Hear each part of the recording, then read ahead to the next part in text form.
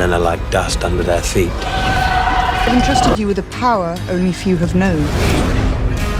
We must strike while we have the advantage. Hello everyone, Dan here from the Next Issue Podcast. On today's video, I will be doing a spoiler-free review. This will be a short, quick review. We'll have our full spoiler-filled video later on, so stay tuned for that. But this is going to be for House of the Dragon Season 2, Episode 8. This is the Season 2 finale, and boy oh boy, did they really deliver. I think that this was definitely an extra long episode. You probably got about 10 minutes or so. I remember looking, we were still at about an hour, with all the extra material and all that. But man, oh man, they definitely crammed a lot into this episode. I think one of the highlights for me is anytime that we see certain specific pairings of characters, those are fantastic and they really work. They've been working all throughout the series, right? I think one of the strongest pairings is Olivia Cook and Emma Darcy, of course. Also Matt Smith and Emma Darcy. But yeah, just really all the characters, everything that has been working and set up. We definitely get a lot of closure in some things. We get a lot of big setup for next season as well. I do expect to go online and see a few people be disappointed by the finale, only because there wasn't what I would consider a big blowout or a big payoff. It definitely feels like we are holding on and trying to keep a lot of this stuff from moving forward. But what they have set up, I think it's fantastic. So I don't have a problem with the pacing of the show. I actually think the anticipations is going to make the next season even better. There was some really cool looking stuff this episode. We'll get into all the details in the spoiler filled review. But yeah, this show just very tightly woven. I think very consistent with the performances. There was one set piece where I don't think that it looked as cool. I feel like anytime we do anything in the water, like naval stuff, and I think Game of Thrones had kind of the same issue.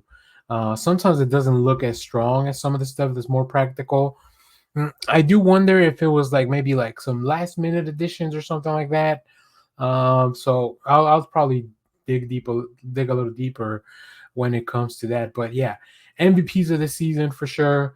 Emma Darcy. I mean, the show is on their shoulders, and really, just everything that happens, of course, revolving around the conflict here. Matt Smith, once again, just him and the whole Luigi's Mansion thing that happened all throughout the season. I think a lot of people did not quite enjoy that, but yeah, we also, of course, anytime Amon is on the screen, we know that things are gonna go either like really poorly or very violently.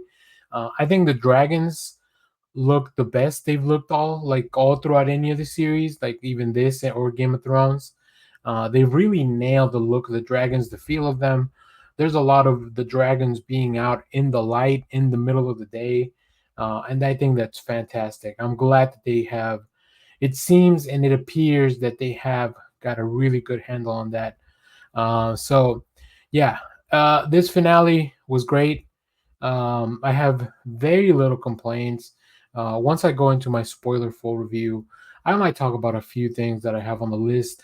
This is probably the longest notes that I have for any episode that I've ever done a review for House of the Dragon. I'm actually pretty happy that I keep all my notes so I can kind of compare and contrast. We have a really interesting revelation in this episode that I think I was definitely not expecting that stuff to kind of come up in this series. So yeah, I'm excited. I will give you some perspective though. I am not a book reader. I haven't read the book. I haven't read any of the Game of Thrones books really. So my only experience is with the shows. So let that inform you a little bit about my point of view and where I'm coming from. I do enjoy hearing people talk about some of the changes from the books once they've happened. So like I don't want to get ahead of myself with the book. But I think it's really interesting that this is one book that they are really adapting into all this. So I believe next season might be the last one. But yeah, I also saw there was a little teaser right before that announced a bunch of stuff that's coming out the rest of the year and then 2025, which includes the new spin-off series for Game of Thrones, A Night of the Seven Kingdoms, the adaptation of the Dunk and Egg novella. So that's going to be a lot of fun. We'll definitely be talking about that when it comes out. There's going to be a huge void left in my Sunday watching now, but I expect that HBO is going to give me something. I mean, we have the Penguin coming out later on this year, so there's definitely we also have the Dune show, so there's definitely going to be like prestige television coming back to HBO on Sunday nights. But this leaves with I can't believe it's already been 8 weeks of House of the Dragon. It really doesn't feel that way. But I'm very excited. I'm very excited to record the spoiler field because there's so many things I want to talk about.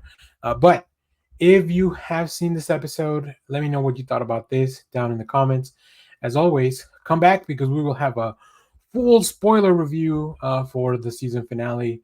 And stay tuned because we also have movie reviews, comic reviews, trailer reactions, TV recaps, all that fun stuff in the channel.